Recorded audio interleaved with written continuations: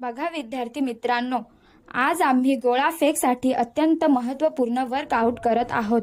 यासाठी आम्ही उंचावर दोरी बांधली आहे व या दोरीवरून गोळा फेकल्यामुळे गोळ्याला प्रॉपर हाईट मिळते। तसेच गोळा दोरीवरून फेकताना हाताला प्रॉपर झटका देता येतो, ज्यामुळे गोळा दूरवर जाण्यास मदत होते। तसेच हाताचे मनगट मजबूत होतात, त्यामुळे 100% गोळा आउट ऑफ होण्यास मदत होते।